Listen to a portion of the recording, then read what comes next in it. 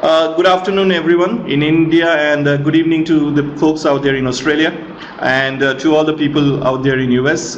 It gives me immense pleasure to host this API technical writing by Sarah Maddox. This is one of the sessions that we have been doing in recent times from the STS India chapter. My name is Rajdeep Gupta. I'm a former STS India president, and currently I am leading the Bangalore Technical Writers Group. So Sarah Maddox needs no introduction as such. She's a technical writer at Google. She focuses on Google Map APIs with 15 years experience in tech communication and 10 years as a software developer. She's a specialist in making words and code play nicely together. She has a strong belief that chocolates solve many a tech-com problem. That's very interesting, Sarah. Sarah's going to talk on API tech writing today, and she's going to discuss with us and what an API is, demonstrate some easy to use APIs that you can play with later yourself. She's going to examine examples of API documentation and gather some ideas on getting started in this field. It's a very exciting and rewarding area of technical communication, Sarah says, and let's ask Sarah more about it. So, Sarah. Okay. Hi, everyone, and thank you very much, Rajdeep. It's a great privilege and an honor to be invited to present a webinar co-hosting with STC India. So I'm Sarah, and I'm going to talk to you about application programming interfaces and technical writing. At the moment, you should be able to see a blue screen with the words Introduction to API Technical Writing on your screen. So this is what we're going to cover in this session. First of all, an introduction to APIs and an overview of the role of API technical writer and of our audience. Our audience is those developers who need our documentation to use APIs in their applications. And then a technical writer's view of the types of API we might document, and demos of 2 APIs that you can play with yourself. Then we'll look at what API documentation consists of and some examples of good and popular API documentation. And then working with an engineering team and a few tips on getting started as an API technical writer. And after all of that, we'll examine the burning question of why, oh why, you may want to become an API technical writer. So first of all, what is an API? So API stands for Application Programming Interface, and put briefly, an API consists of a set of rules that describe how one application can interact with another, and the mechanisms that allow such an interaction to happen. So typically, an interaction occurs when one application wants to access the data held by another app, or maybe one application wants to send data to the other app, or perhaps an application wants to request a service from another app. And there are just a few things that it's really useful to know when talking about APIs. An API is usually not a user interface. So it provides software-to-software interaction, not user interaction. Sometimes an API might provide a user interface widget that an app can grab and use to display information to its users or to get information from those users, but that's the exception rather than the rule. The second thing is some definitions of API refer to software components rather than applications. And yeah, the term component is more correct, because those interactions can happen at a lower level than application to application. But for most purposes, the term application is good enough, and after all, it's in the term API. And the third thing is that you might hear people talking about APIs when actually they're referring to features within an API. For example, a developer may say to you that they're going to implement the add a foo API or implement the delete a foo API. And they're actually then talking about classes, method, endpoints within an API. It's really, really useful to know that the terminology is used like that. So for some API types, it's enough for the requesting application simply to understand the rules. And then the application can make a request based on those rules and receive and process the response from the API. For other API types, the requesting application needs to import a library of code or of binary functions before it can send a request and receive the response. So in particular, we're going to talk about web services and in particular REST APIs, which you've probably heard of. They are currently the most popular form of API that you'll be asked to document. So a web service is a piece of software or a system that provides access to its services and its data via an address on the World Wide Web. And we call that address a URL or a URI. Many web services provide an API, which applications can use to get information from the service. And a web service API uses HTTP or HTTPS to exchange information.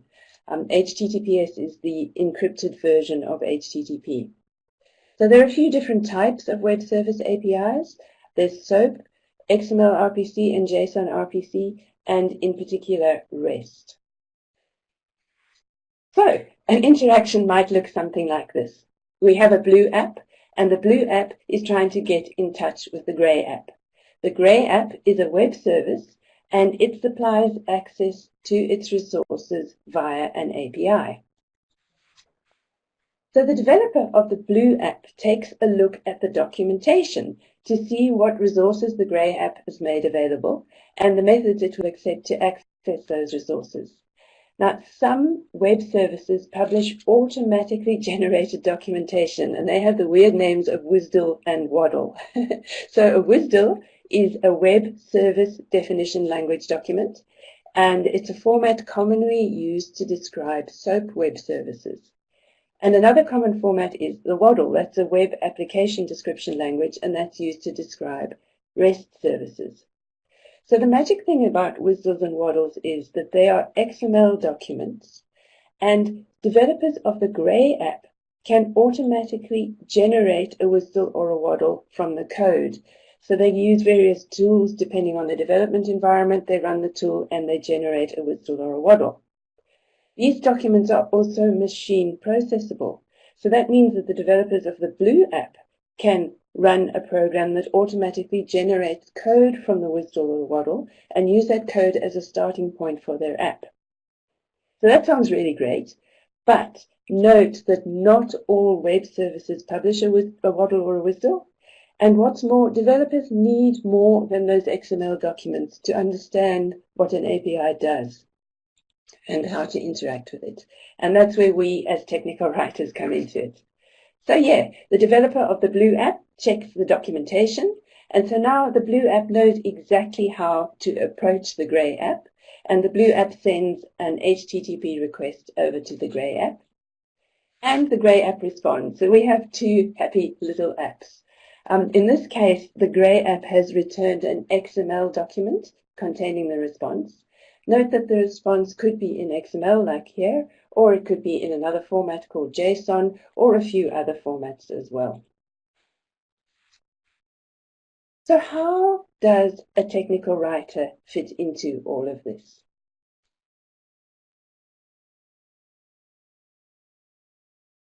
The core task of an API technical writer is to help people complete a task or use a product. So in this case, the product is the API.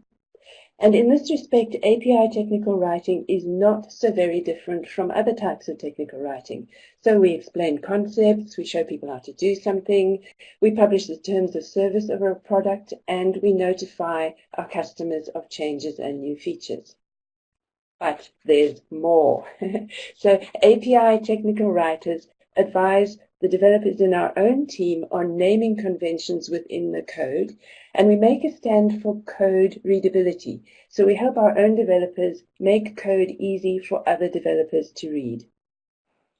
We may even write sample code and do things like write video scripts and even act as presenters in a video or host a webinar, host a workshop, and so on. So in this session, we're going to focus on the documentation part of our role. but I just wanted you to know that it's a varied role and there are plenty of opportunities for creativity as well as for getting into the documentation and coding zone. So does that mean we spend our days sweating over stuff like this? And yeah, it does, kind of. Luckily, there's usually some documentation to help us find our way around the code. Wait, documentation? Well, someone has to write it first. So, let's take a look at our audience. Who is our audience? Who uses those APIs? Developers use the APIs. So they're people who are creating web applications, iPhone apps, Android apps, desktop apps, apps on all sorts of platforms. Typically, they want to grab information from somewhere and do magical things with it and then make it available to their customers. So these innovative, entrepreneurial people are our audience. They need our documentation to help them get started and help them discover the ins and outs of the APIs involved. Thinking where you might see an API at work in the real world. Let's say you go to someone's blog, for example, on WordPress.com, and you notice that the blogger has managed to embed a list of tweets from their Twitter stream onto their blog. In order to allow that to happen, WordPress is using the Twitter API. Or let's say you go to a wiki page, maybe a Confluence wiki page, and you notice that the user has managed to embed a stream of photographs from their Flickr account onto the page. In order to allow that to happen, Confluence is using the Flickr API.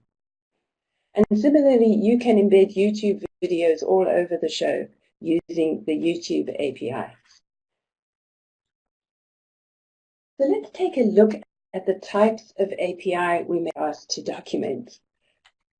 So when preparing the material for this presentation, I did a quick search on the web for classification of APIs, and I found one Wikipedia page about APIs and lots of information about motor oil, because it turns out that API also stands for the American Petroleum Institute. So I decided to put together a classification of APIs, particularly as we as technical writers may decide to look at them. I wrote a blog post about it, and that blog post received a fair bit of favorable feedback. So I think this is at least a good start. I'll give you the URL to that blog post soon. So thinking about how to classify APIs, there are web service APIs. We talked about them earlier when you saw the blue app and the gray app chatting to each other. So a web service is a piece of software or a system that provides access to its services via an address on the World Wide Web. And we call that address a URI or a URL.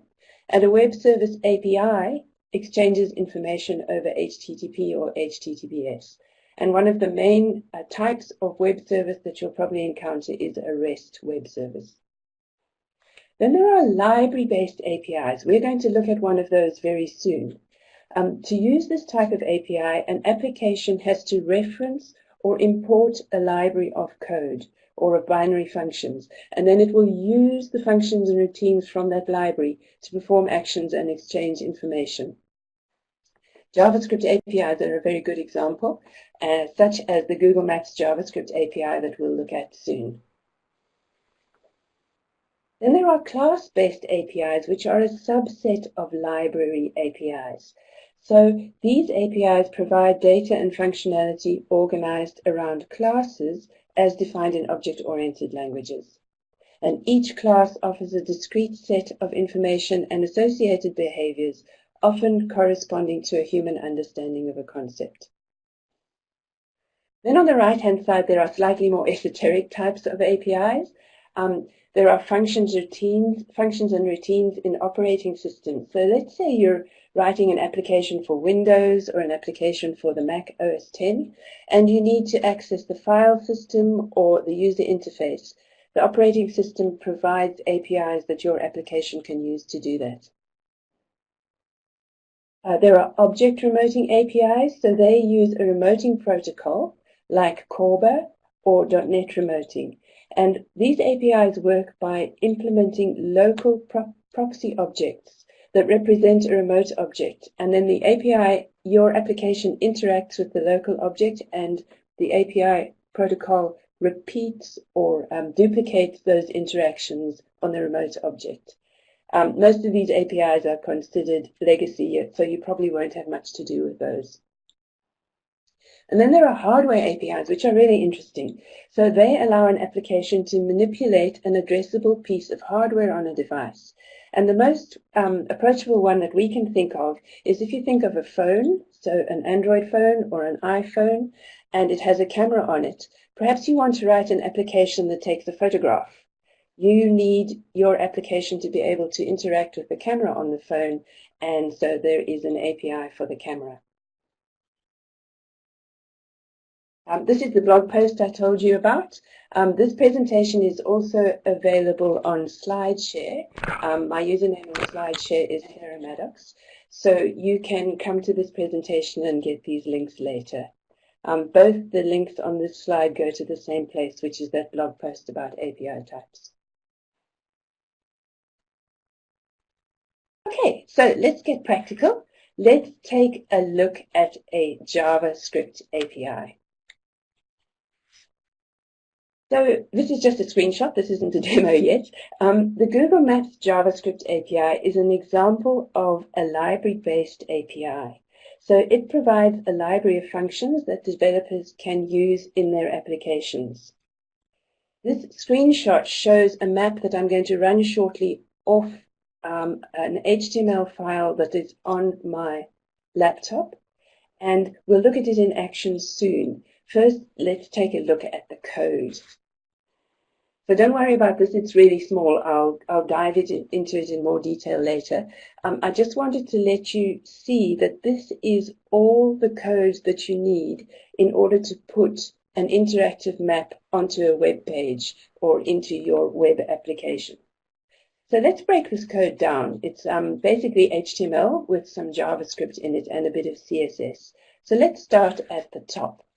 This is my HTML head element, and it has a style element. So this is CSS, which we won't go into in great detail. Basically what it does is tells the page that the map should take up 100% of the height of the page. Then moving on to the HTML body. So in my body, I have a single div element. I could have put a whole lot of other stuff if I wanted other things on my web page, but for this demonstration, I just want a single div, and in that div, I'm going to put a map.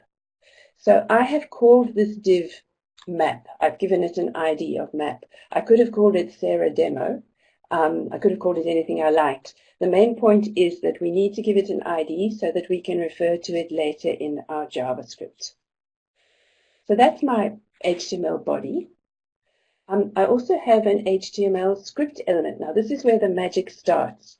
This script element refers to the source, which is maps.googleapis.com/map/API/JS. And that basically goes and fetches the library of JavaScript code that constitutes the API.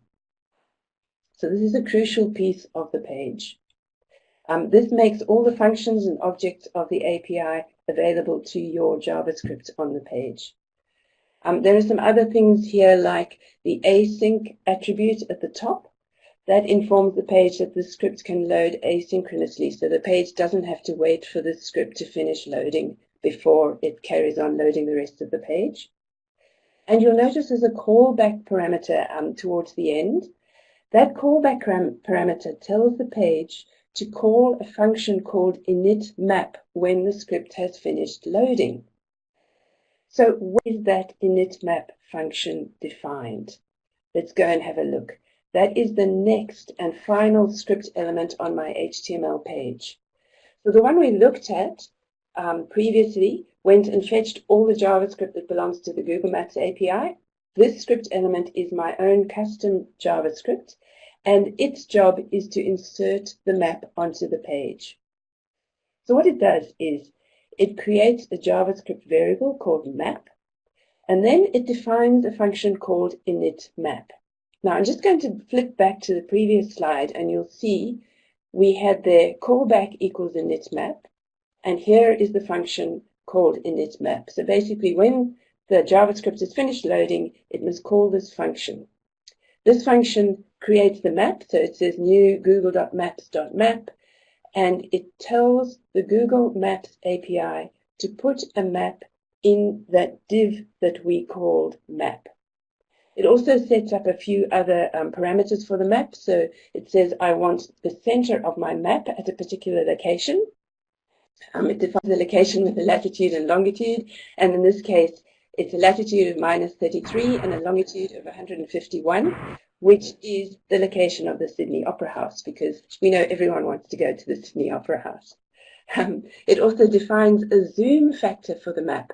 So you know when you're looking at Google Maps, you can zoom in and out. If you have a zoom factor of 0, then you can see the entire globe, but very, very little detail. If you have a zoom factor of something like 18 to 22, then you can see right down to street level and even individual building level. So I have set my initial zoom factor to 13, which is somewhere in the middle. Now that you've seen the code, let's have a look at it in action. You're going to see a map running on my computer. It's running off an HTML file that contains exactly the lines of HTML and CSS and JavaScript that we have just run through on the slides. Okay, so I'm going to swap over to my Chrome browser. Here you can see a map. It's an interactive map, so I can move it around like this. I can move down to the bottom right and click the plus sign and zoom into the map. I can center the map on the Sydney Harbour Bridge, and I can even grab Pegman over here and pull him over, put him on the Sydney Harbour Bridge, which opens Street View. So there you can see we're on the Sydney Harbour Bridge. If I scroll around, you should be able to see the Sydney Opera House, and there it is in the distance, because if you remember, we centered my map on the Sydney Opera House.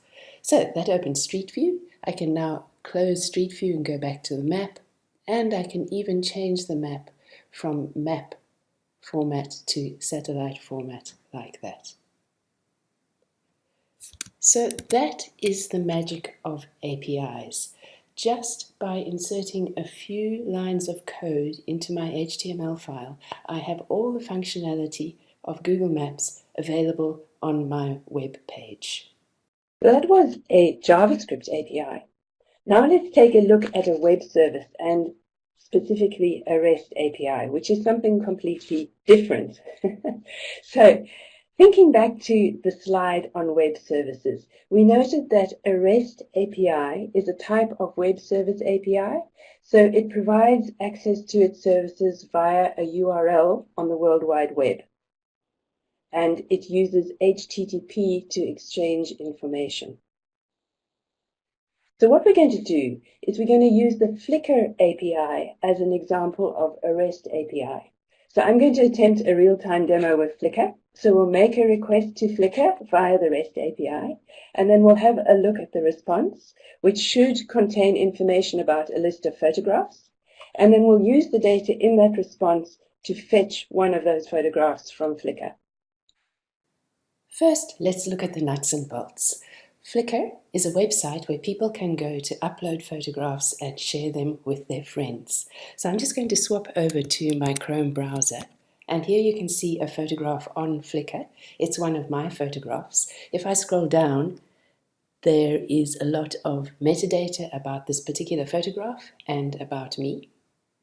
Another interesting thing to note is the URL of this photograph on Flickr. It's highly structured. So the URL starts with www.flickr.com, then it has a keyword photos, and then there's a bunch of numbers, which happens to be my user ID on Flickr, and then there's another bunch of numbers, which is an identifier for this particular photograph. We'll use the highly structured nature of this URL soon. So that's the Flickr website. But Flickr is more than a website. It's also a web service and it provides an API. So that means we can access its content programmatically. The web service is always on, so you can send it requests at any time. To access the API, you need to construct a URL of a specific format, and it looks like this one on the screen. So it starts with api.flickr.com/services/rest. And then you need to send it parameters telling it what you want it to do. So the first thing is you give it a method. I'm calling the method called flickr.people.getPublicPhotos because I want to get the public photos of a particular person. Then you need to tell it whose public photos you want to access by giving it a user ID. Now, in this case, I'm giving it my user ID. You could give it the user ID of anybody whose photos are publicly available on Flickr. And then the last thing you need to give it is an API key. So an API key is a unique identifier that Flickr uses to identify your application or your web page.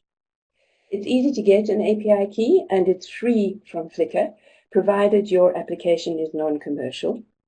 So you just create a Flickr account or you log into your existing account if you already have one, and you go to a particular URL, which is the URL I have on the bottom of this slide here. And you fill in a form there and you get your key immediately. You can start using immediately and it's free. So yeah, I have my API key already. So the last piece of the puzzle, let's put it all together and call the API. Now, how are we going to do that? Do we have to write some code now? Do we have to do some programming? No, because I'm going to use an add-on for Chrome browser called the Advanced REST Client. It's very useful. It puts up a web form which you can use to interact with a web service or a REST API. Now that we have all the pieces, let's make a call to the Flickr API. I'm going to send a request to the Flickr API asking for a list of photographs, and with any luck we'll receive a response from the API. We'll then have a look at the response and use the information in that response to get some photographs from Flickr. So let's move over to my browser. What you can see here is the Advanced REST Client that I'm using as an add-on for my Chrome browser. This is the form that the Advanced REST Client gives me, and in the text box here you can see the URL sending a request to the Flickr API. So this URL is exactly the one that we just built up on the slides. So you can see it starts with api.flickr.com and then /services/rest, and then there's the method that we're going to call, and I'm giving it my user ID and my API key. You can also see on this form that I have asked the Advanced REST client to make a GET request because all I want to do is get information from Flickr. So I'm going to click the send button, which will send the request off to the Flickr API. And that's it, it's come back really quickly. There's a lot of information here. One thing that's really important is the status. You can see here it's given me a status of 200, which means everything is good. I'm going to scroll down past all this other information, which isn't terribly interesting to us right now. And we're going to have a look at the body of the response. So what this is a lot of XML. It starts off with a response status, and then here is an XML element called photos, which basically says, I'm going to send you a lot of photographs now. Then within that photos element, there are a number of photo elements. So each one of these is an XML photo element. And for each photograph, it sent me a lot of information. There's the ID of the photograph and the owner, which in this case is me, because we asked for all my publicly available photographs. It also has other metadata like the title of the photograph and so on. So I'm going to scroll down here and pick a photograph at random, perhaps this one over here. I'm going to copy the photo ID into my clipboard, and then we're going to go back to the Flickr page. This is the Flickr website where we were earlier, and I'm going to go to the URL and delete the photo number on the end of the URL and paste in the one that is currently in my clipboard. Hit enter, and with any luck we'll get a photograph back from Flickr. And there you go, it's a bus. So let's just do that again. I'll go back to my response from the API and pick another one. Here's one that's called Atlassian Doc Sprint. So I'll copy that ID into my clipboard, go back here and paste it again there. So I am doing all of that manually. Imagine how much faster and more efficient it would be if you could do it programmatically. And the point is that you can, because due to the predictable and structured nature of the response from the API, developers can write programs to do exactly what we've just done. Going back to my slideshow, what we've just done is sent a very simple request to a web service using the HTTP protocol.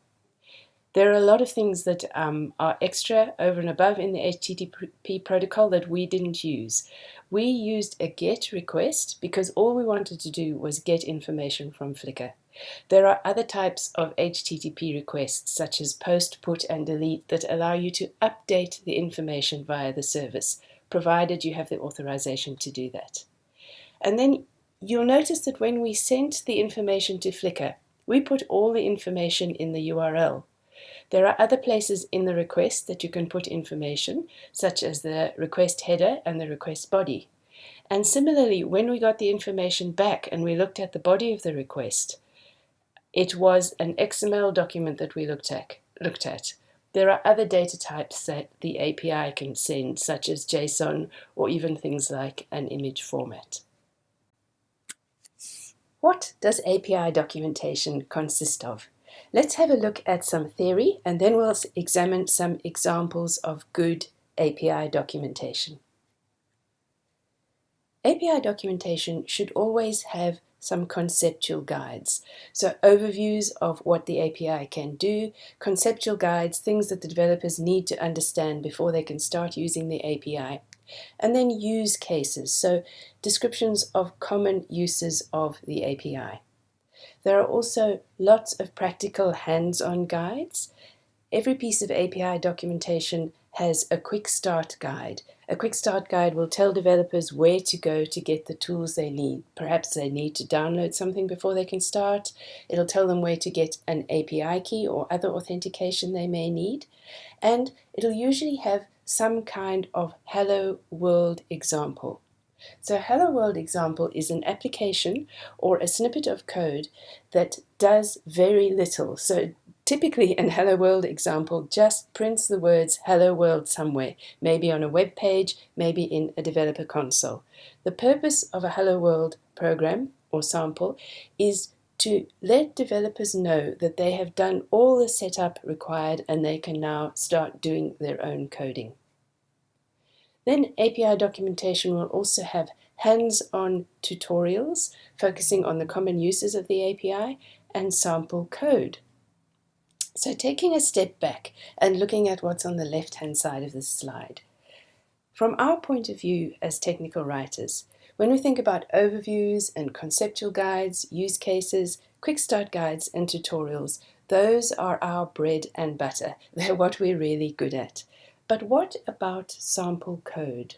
Do technical writers get involved in writing sample code? And the answer is yes, usually we do. We may even write short snippets that appear in the documentation. Alternatively, we'll work with the engineers to craft a good sample that effectively illustrates the API as we want it illustrated. Then on the right-hand side, there's reference documentation. So reference documentation, you can think of tabular documentation that describes every small piece of the API. So all the methods, all the classes, all the endpoints, and so on. In some cases, reference documentation is handwritten. And in fact, this is often the case for REST API and web service APIs, where it can be difficult to auto-generate the documentation. But in a best case scenario, The reference documentation is auto-generated from comments on the code. So the way it works there is that the developers, when they're updating the code, they also write comments which are pulled out by the auto-generation tools such as Javadoc and used to build an HTML file which is then shown to the developers. So the advantage of auto-generated documentation is it's much easier to keep up to date.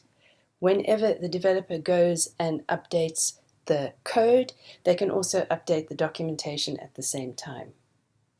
And a disadvantage of auto-generation is that it can be difficult to build and publish the documentation in between build cycles. So the way it usually works is that when the developers release a new version of the software, they release a new version of the auto-generated documentation at the same time. So if you want to make changes to your documentation in between builds, that can be tricky. Another disadvantage is that it can be difficult for technical writers to be given access to the code so that we can make changes to the comments ourselves. So thinking about auto-generated documentation in particular, Javadoc is a very common and perhaps the best known form of auto-generated documentation. So how does it work? You, as a developer, will write a description in the code file, so in your Java file, in a comment, and that comment will be formatted in a particular way. This slide describes the format of the comment. So it'll always start with /**, and then it'll have a number of lines, each one starting with an asterisk.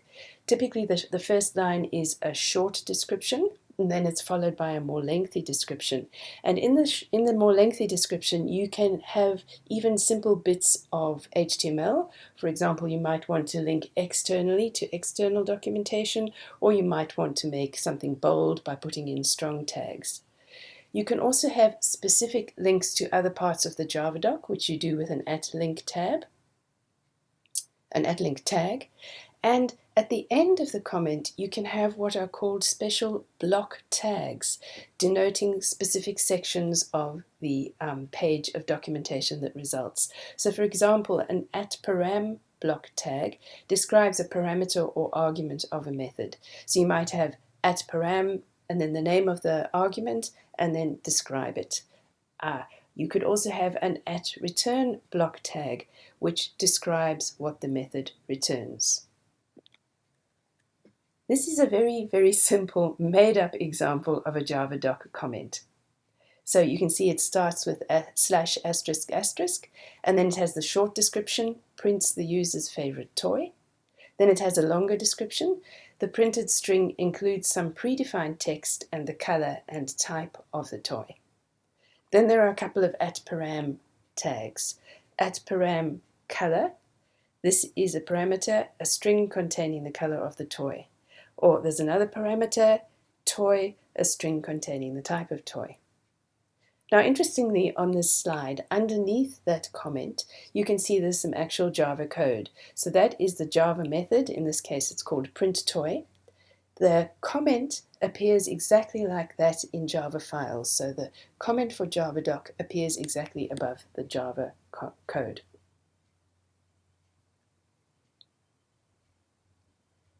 So, bearing in mind the bit of theory we've just gone over about the types of API documentation you may expect to see, let's take a look at some examples of API documentation. First of all, we're going to look at some example documentation for a JavaScript API, and in this case we'll look at the Google Maps JavaScript API. We're going to look at a getting started guide, a how-to guide for a common use case, and the reference. So I'll just move back to my Chrome browser. And here we are. This is the Getting Started guide for a JavaScript API. So it describes the audience, and then right up front it has Hello World and some code.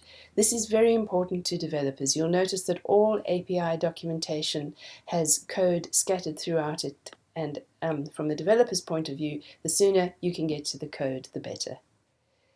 The rest of this particular Getting Started guide describes the bits and pieces of that section of code much as we did earlier when we looked at very, very similar code when we were running the Google Maps JavaScript API.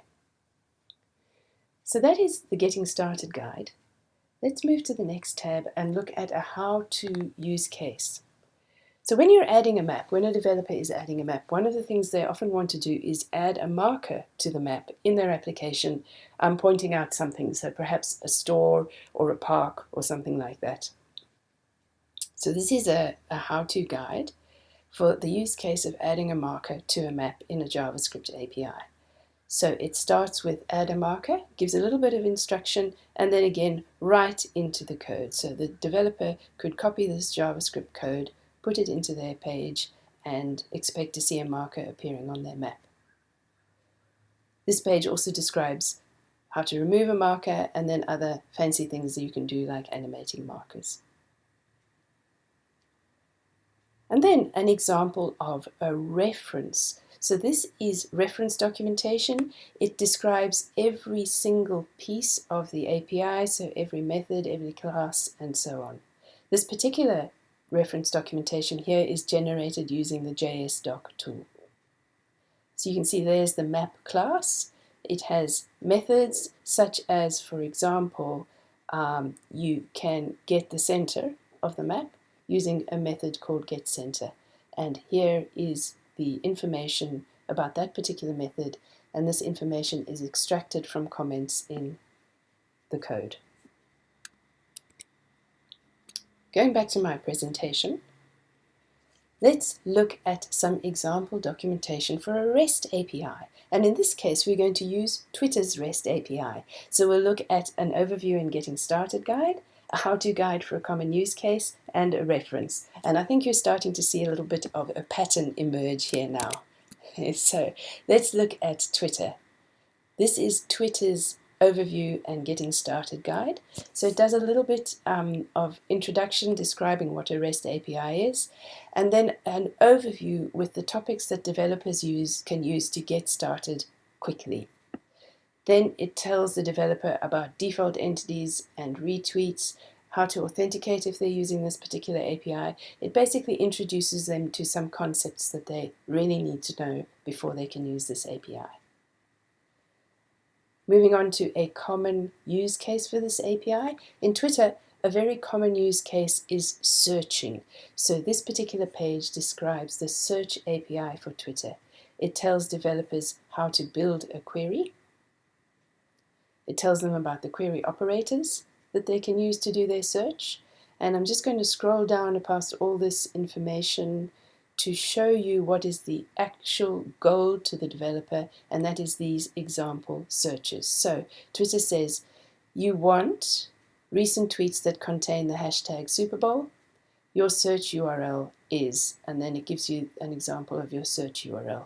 So given that this is a REST API, developers will be using HTTP, much as we did when we were using the Flickr API earlier.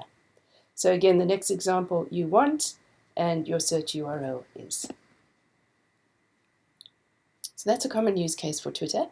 Now the reference information for the Twitter API. So in this particular case, we're looking at the user's search endpoint. Twitter tells you the resource URL and some information such as the response format, whether it requires authentication, and then a piece-by-piece description of everything you need to know about this particular REST API, including an example request and an example result. Right, so that was a REST API.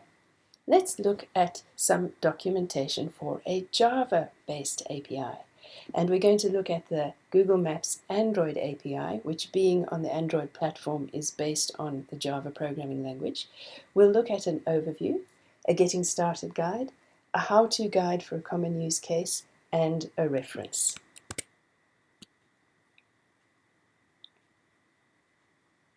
So this is the overview for this particular API. Now in this case, the team has gone for a very visual approach. Lots of screenshots showing the type of application that you can build using this API, and then straight into demos and sample code. So because this is Java, it's difficult to demonstrate on a web browser. So what the team has gone for is showing code here on the left, and then the corresponding result in a video on the right. So this video shows what the developer might expect to see on an Android device if they use the code here on the left. So that is an overview page for an API. Let's have a look at a getting started guide. Now, because this is Java on the Android platform, the developer needs to do quite a bit of setup before they can actually get started. So they need to download Android Studio, they need to download and install an SDK, they need to create a map project and do all sorts of configuration, and they need to get an API key. And then Hello Map. So instead of Hello World, this team has gone for Hello Map and the code. So there you go, is the Java code that the developer can copy and hope to see a map appearing in their Android app. That was the Getting Started guide. Here's a guide for a common use case, which again, being a map, a very common use case is wanting to put a marker on the map. So it gives a little bit of conceptual information about markers and then getting started. And here's the code immediately. In this case, it's Java, and that code will put a marker on your map. And then lastly, the reference documentation. So this is reference documentation for a Java-based API. I'm going to scroll down and find the Google Map class here and click through to that particular class. And you can see that it's lots and lots of tabular information.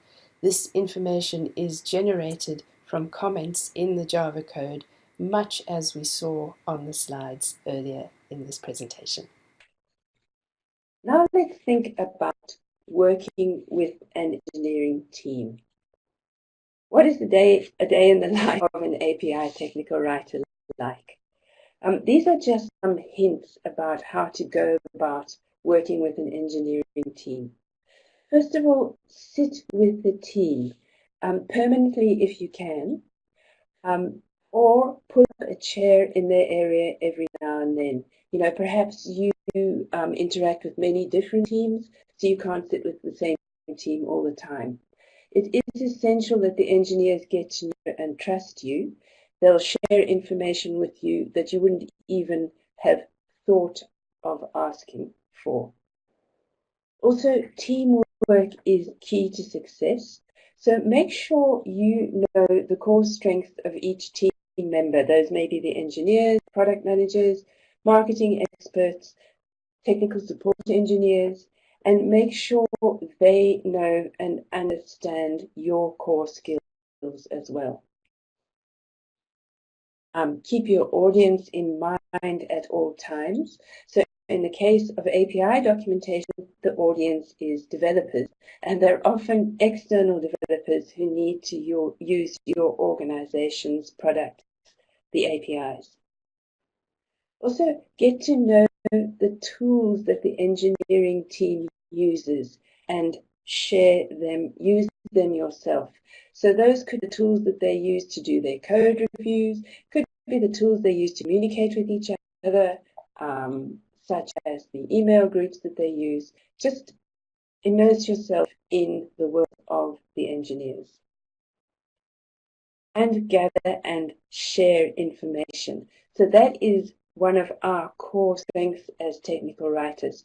And you'll find that because you have a broader view of the organization and the very different APIs, whereas the engineers tend to have a narrow and very detailed view of a particular API, you'll find you pick up things that they find very useful to know as well.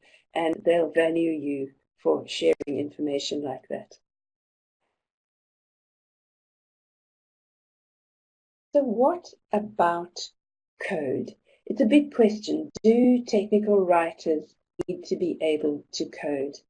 And there are different expectations depending on where you work and the products you're working on. Even within one organization, like where I work, the requirements differ depending on the product area and the teams involved. So in my experience, we do need to be able to hack code together. Code is part of every day, so whether I'm writing it or reading it or reviewing it or building against it or documenting it, you have to love code to be able to do this job. Writing sample code is a specific case. So technical writers do write simple sample code, or at least we assist the engineers with this task. There's a lot of useful information in the blog post linked from this slide and in the comments on the post. Those links again point to the same blog post. How can you become an API technical writer? Here are some tips on getting started. So the tech. If you're aiming to work with a particular group or a particular organization, find out what technologies those developers use and get to know those technologies well. It's also good to pick a widely used programming language like Python or Java or C++ and do a basic programming course so that you know what it's all about. You'll also almost certainly need to know the basics of web technology, so be able to hack away in HTML, CSS, and a bit of JavaScript. And then show the attitude. A developer's technical writer needs to love APIs and SDKs. As far as you're concerned, they are the future of the universe. So immerse yourself in the concepts and fly with the buzzwords. Know what the cool kids are doing. Play with some APIs. So in this session, you've seen the Flickr API and the Google Maps JavaScript API in action. They're both fairly accessible, so you can try them yourself and experiment with others as well. They're fun and you'll learn a lot, and you'll probably come up with ideas on how the documentation could be improved. So do some documentation yourself. Pick an API and document it. You could even consider joining a doc sprint, such as those run by webplatform.org and Mozilla MDN. And then take a look at Hacker News. So that URL on the slide is for Hacker News. It's a popular discussion site for developers. You can drop in regularly, see what most popular topics of the day are. Hacker News has a good mix of topics related to software development, including engineering of all sorts, but also political, social, and more. At first, the more technical topics may be foreign to you, but after just a couple of weeks, you'll find yourself tying technologies and concepts together nicely. And then attending this presentation is a very good start because you now have a good idea of what the role involves, and you can find a lot of useful information by following the links on the slides. So to round off, let's think about this. Why, oh why, would you want to become a technical writer, assuming you still do at this stage? APIs make it possible for one application to share information with another. So they're the communication channel of the online world.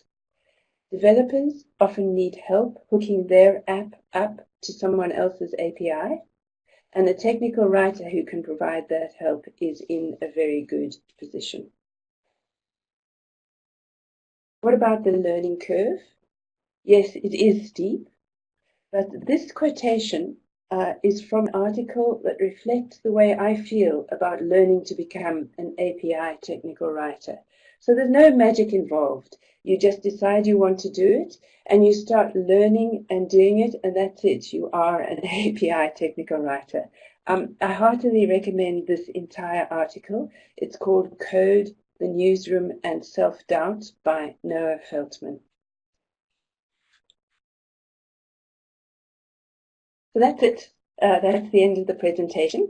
I'm going to attempt to swap over now to the Adobe Connect tools so that I can see what everyone's having to say.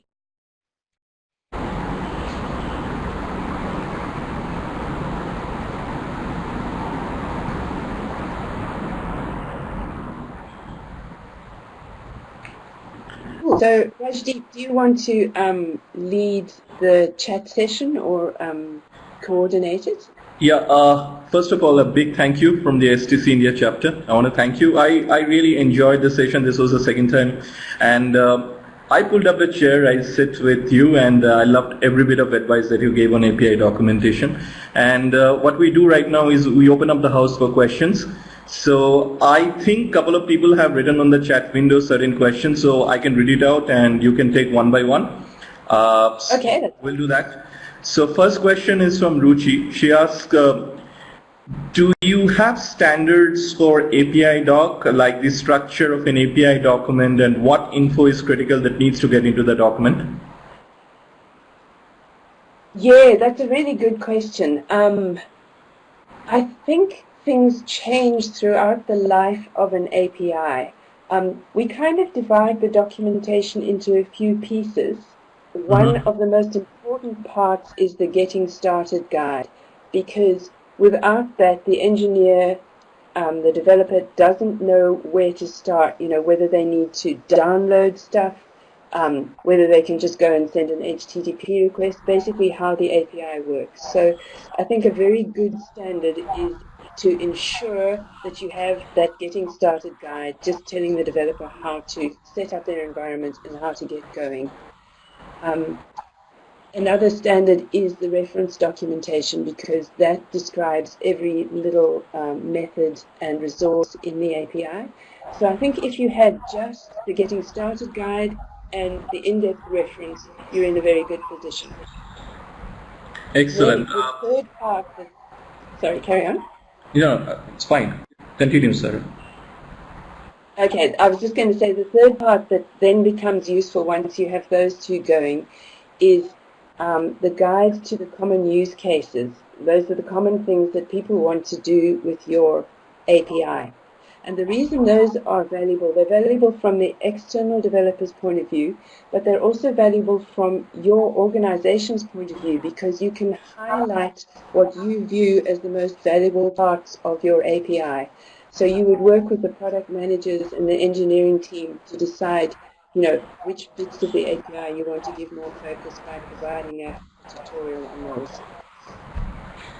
Excellent. Kiranmai asked, what is the advantage of REST API over the native library? Do you have standards for SCPI also? I heard the first bit of the question, the advantage of a web service or a REST API over a native API, and I think I don't really know the best answer to that, because being a technical writer, I'm not in the engineering team. I think there are different strengths. A native API, so we're talking there about an Android API or an iOS API, is able to put into core things that the platform provides. So for example, on Android provides these things called intents, which means that one application can send off a request and the Android operating system will grab it and find the application that best matches it. If you are using a web service, you have to make a request back to a server, which is not part of the platform, and the API on that server can't necessarily deep link into other applications on the platform. So I think the native APIs have that kind of advantage over the web services.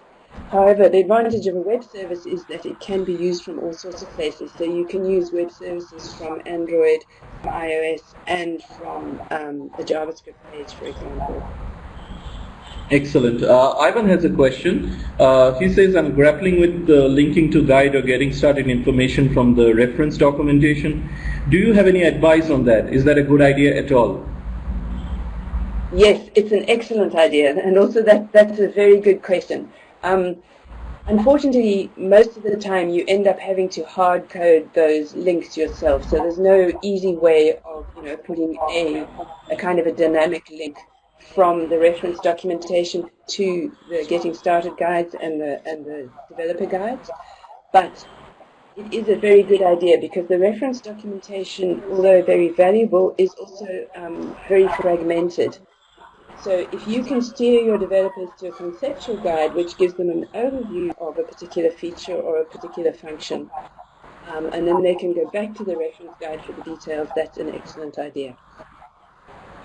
Excellent. Ankit asked, what's the difference between SDK and API documents? That is also a really good question. So I think out there in the wide world, SDK and API are often used interchangeably.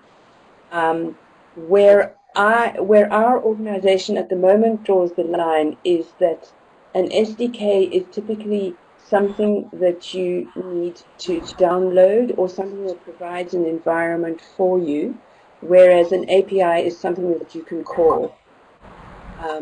So yeah, it is the line between the two is not very well defined. We've actually been thinking that it may be better to refer to our APIs as SDKs because most people actually talk about SDKs in general. Excellent. Kiran has another question. She says, what's the difference between REST API and SOAP?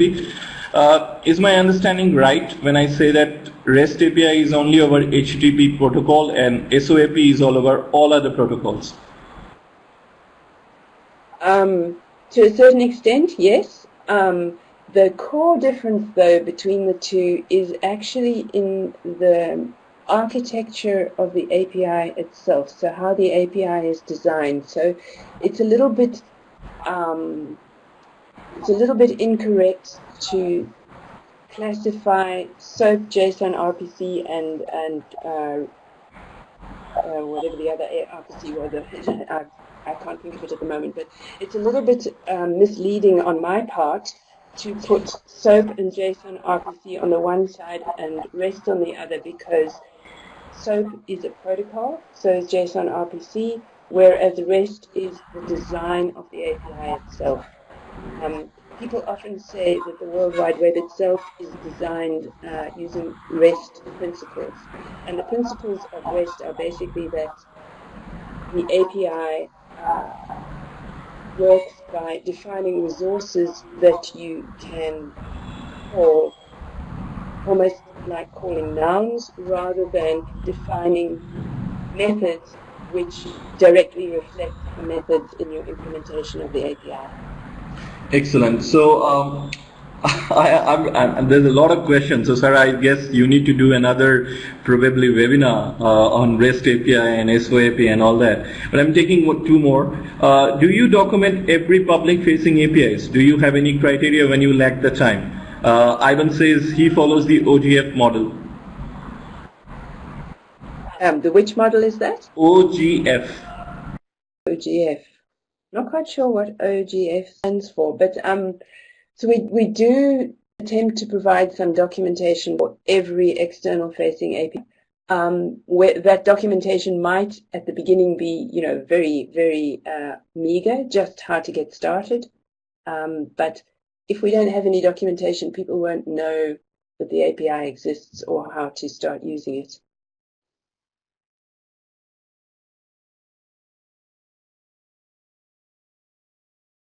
Oh, I see. It stands for Outstanding Good Fair. That's good. OGF is Outstanding Good Fair.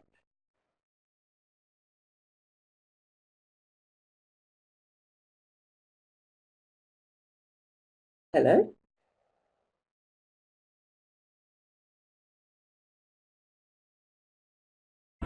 Ah, yes, I'm here. Hello. Couldn't hear you for a while there. So I just wanted to know, where will you want the API tech writer to start? You spoke about the various deliverables and all that. So where do you think the API tech writer needs to start? So this is an API, you mean how to start becoming an API technical writer? Yes. Yes. Yeah. I think one of the first things to do is to learn some programming language. So one that I would really recommend if this particular API, if this particular technical writer does not at the moment know a programming language, a really good one to start with is Python. The reason is that you can write programs in Python which start off being very simple and then get more complex as you move onwards. Also, Python is very, very well respected. So there's a large Python programming community out there. A lot of people use Python in open source. And if you have questions, you just have to go and type the question into a website, into a web search toolbar, and you'll get the answer. I think the next thing to do is to go and just examine API documentation and start playing with APIs.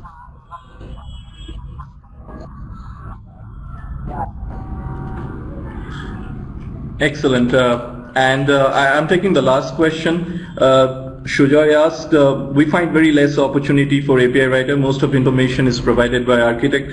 How can we writers can blend and raise a need for technical writing? Yeah, that's a good question. I think if the APIs are largely internal, that question may even be more of a burning question, because the temptation is to say that we don't need technical writers. I think what would help would be to take the audience, which in this case is engineers, and to do some kind of user testing against the documentation or the usage of the APIs. So find engineers who have not used this particular API, let them see what is available without any technical writer written documentation, and see how well they do.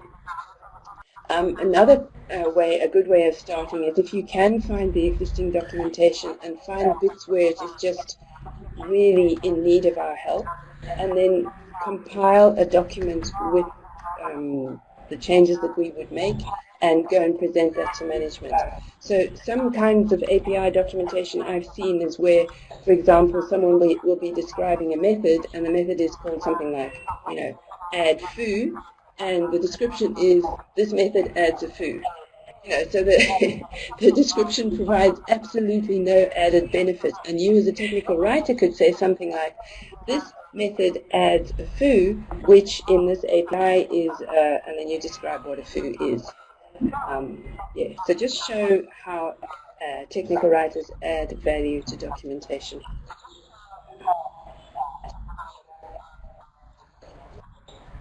Okay, so Sarah, I won't keep you much longer. Probably just wanted to know. There's another one. Just wanted to know that I thought developers never like reading too much.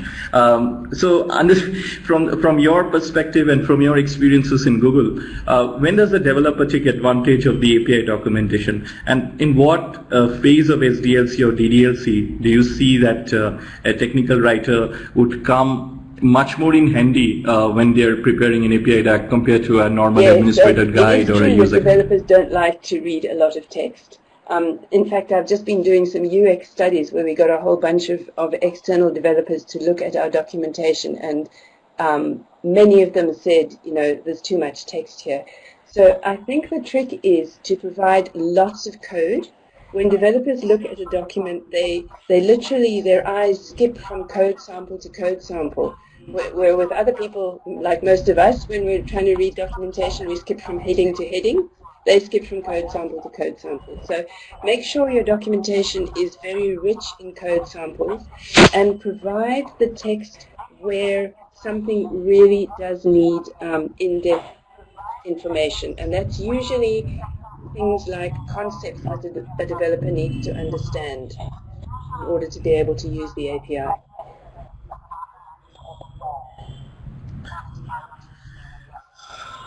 Excellent. Thank you, Sarah. Looks like the webinar went well. We had so many positive feedback. Everyone and we insist from the STC India chapter that you come back again and do another round of session, on REST APIs and webinar for the STC India community.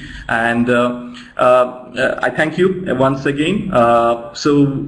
Folks, thank you so much. Some of you have skipped lunch for the session. I think you need to just get another map API and get to the restaurants and all that. So I have recorded the webinar, and I will upload it to the STC India YouTube channel. Send out a link to Sarah first to take a look at it, and once she approves, I'll send it out to the community. Now you do understand that I'm a working professional too, so it will take some time. But I want to thank all of you, and we'll continue these activities all throughout the year. Once again, thank you, Sarah, for your time, and you have a great evening ahead. My and thank you, pleasure. everyone, thank for you joining very this much, session. everyone, and thanks, Javadeep. Thanks, Sarah. Let's stay in touch. Thank you.